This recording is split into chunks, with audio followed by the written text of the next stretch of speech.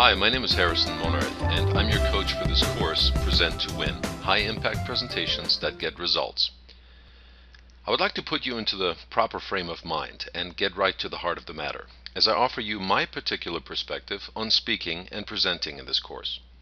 And to illustrate my perspective, I'd like to share a quote with you that comes to us from ancient Greece, an era many scholars consider the birthplace of formal public speaking training and the science of persuasive discourse. The citizens of ancient Greece appreciated a great speaker, someone who could hold the attention of a crowd with a commanding voice, dramatic gestures, and body language and words that resonated with the experiences of the audience. And while the citizens of that era genuinely appreciated the skill a charismatic speaker might display, they understood full well that a successful speaker must be able to not only dazzle an audience with theatrics, but to accomplish an objective, a purpose.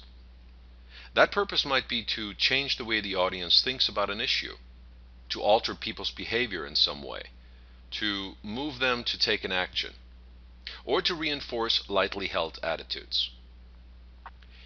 And a quote from the days of the Greek antique, where people compared a great speaker of their day with one who lived many years before, the quote that illustrates the fine but crucial line between a speaker who sounds and looks good and one who accomplishes important goals, went something like this. When Demosthenes speaks, people say, "How well he speaks." But when Pericles spoke, people said, "Let us march."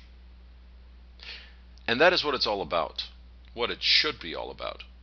When we get up to speak, to present, to share a message, it is all about causing a desired reaction, a behavior, a way of thinking with one's audience. Are you ready for the challenge?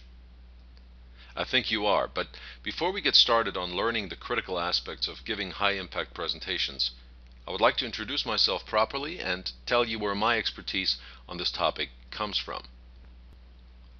I'm an executive speech coach, specializing in effective communication, persuasion strategy, and speaking to influence.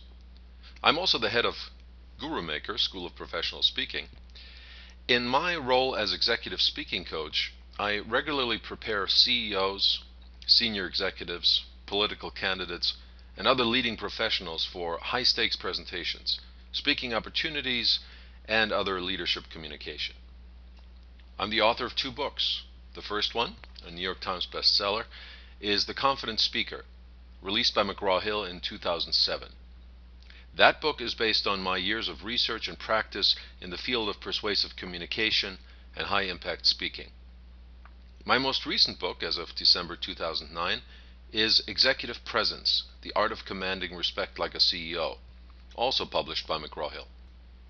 Here's something you may not have consciously considered. Your audience actually wants you to be effective.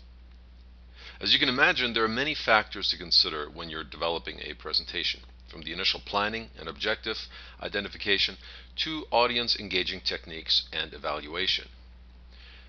When we need to get an important message across, the formal presentation format offers some unique advantages, the greatest of which is an initially captive audience.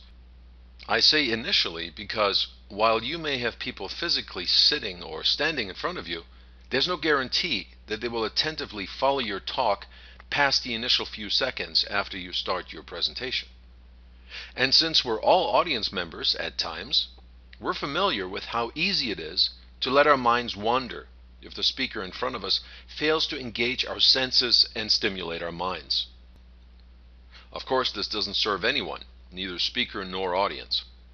The audience really does want you to succeed, lest you waste their time and yours as well.